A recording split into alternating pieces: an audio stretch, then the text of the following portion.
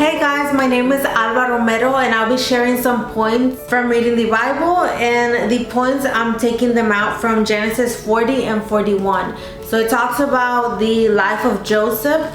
Joseph, as a little boy, he used to get dreams that he was going to be big, and his brothers got jealous. His brothers sold him into slavery to the Egyptians, and in Egypt he had some problems with the wife of the one that was in charge. Then he was sent to jail. In jail he meets two prisoners, a baker and a cupbearer, and after that he interprets their dreams, and then when he gets out he interprets the dream of Pharaoh, and because of this he was able to save the entire nation of Egypt from dying. So that's what I'll be sharing today. So the first point I want to mention is God is the one that opens opportunities. Genesis 40:23 says, "The chief cupbearer, however, did not remember Joseph. He forgot him." It points out that the cupbearer did not remember Joseph. So the cupbearer was not the one that opened the opportunity for Joseph. The cupbearer instead went out of jail and started his duty as a cupbearer, but at God's timing, the opportunity for Joseph to get out of jail came. So we must always remember that God is the one that opens opportunities, so we can rest in Him, knowing that at His time He will do it. It says Genesis 50:20, "You intended to harm me, but God intended it for good, to accomplish what is now being done, the savings of many lives." Then the next point ties to this one. God's timing is perfect. Genesis 41:1 says, "When 2 full years had passed, Pharaoh had a dream. He was standing by the Nile." So 2 full years had passed.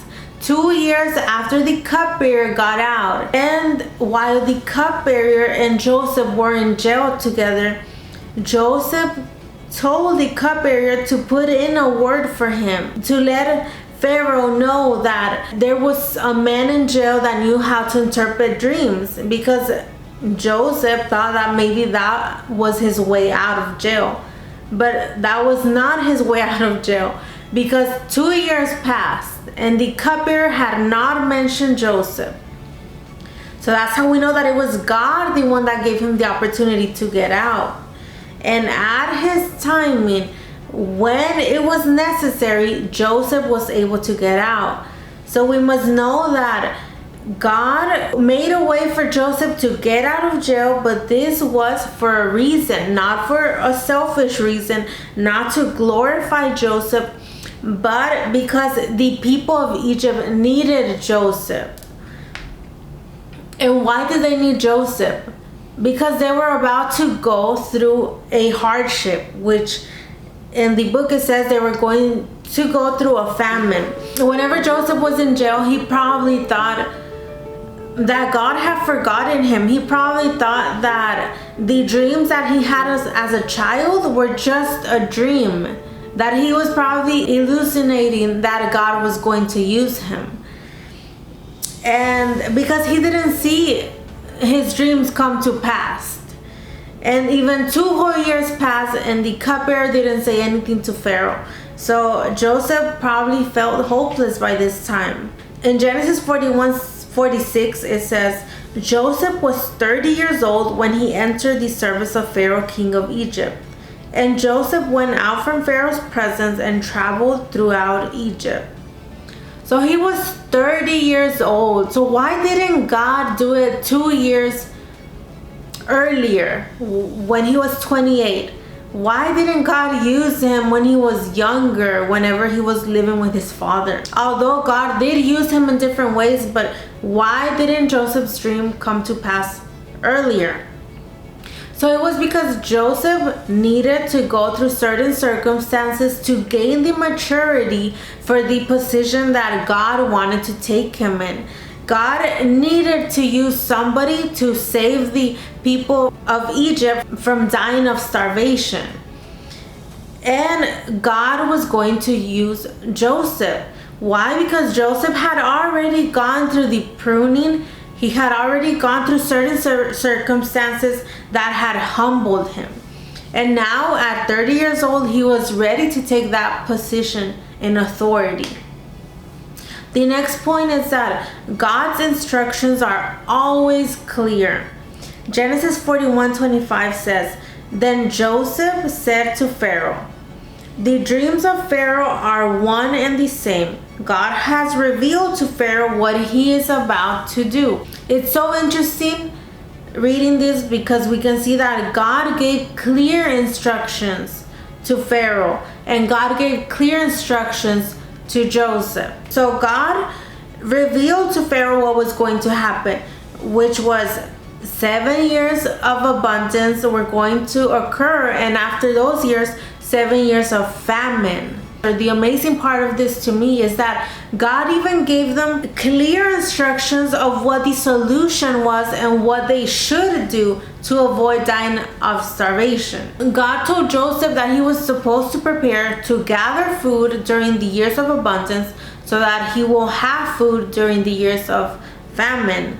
And God gave them a way out. If we take a pause and analyze, we can see that God was orchestrating things for the benefit of the people. This story is not about Joseph and how God took Joseph into a position or how God made Joseph's dream come to life, but it's about God's heart and how he's caring for his people. He's using Joseph in order so that his people won't die, so that the Egyptians won't die. So God supplies in abundance, and Genesis 41:49 says, "Joseph stored up huge quantities of grain, like the sand of the sea. It was so much that he stopped keeping records because it was beyond measure." That's amazing because we see that when God is in it, he will supply not just a little bit, not what we think, but he will supply more than we can imagine.